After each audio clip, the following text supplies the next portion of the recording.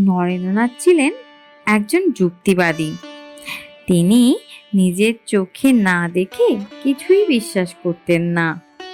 তিনি সব কিছু পরীক্ষা করতেন। তিনি ঠাকুরকেও অনেকভাবে পরীক্ষা করে দেখেছিলেন। তার মধ্যে একটা ঘটনা তোমাদের বলি। ঠাকুর টাকা পয়সা ত্যাগ করেছিলেন। তিনি টাকা পয়সা সহ্যই করতে পারতেন না।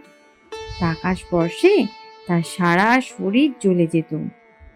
তাই একদিন যখন ঠাকুর কলিকাতায় গেলেন, তখন ঠাকুরকে পরীক্ষা করার জন্য নরেন্দ্রনাথ ঠাকুরের বিছানায় একটা টাকা ঢুকিয়ে দিলেন আর পঞ্চবটিতে গিয়ে ধ্যান করতে চলে গেলেন।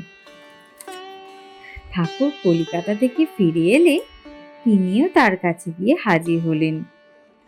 ঠাকুর বিছানায় বসতে গিয়ে যখন স্পর্শ হলো বিছানার সাথে, সঙ্গে সঙ্গে তখন তিনি যন্ত্রণায় লাফিয়ে উঠলেন। ঠাকুরের শরীর জ্বলে যেতে লাগলো। সেই দেখে এক ভক্ত তার বিছানার চাদরটা তুলে ফেলে দিতে গিয়েই একটা টাকা মেঝেতে পড়ে গেল। সেই দেখে নরেন্দ্রনাথ ঘর থেকে নীরবে চলে গেলেন। ঠাকুর বুঝতে পারলেন নরেন্দ্রনাথ তাকে পরীক্ষা করেছে। সেই দেখে ঠাকুর খুশি হলেন। ঠাকুর নিজেও চাইতেন যেন নরেন্দ্রনাথ সবকিছু পরীক্ষা করে নেয়। নরেন্দ্রনাথের এই গুণটি ঠাকুরের সব থেকে পছন্দের ছিল।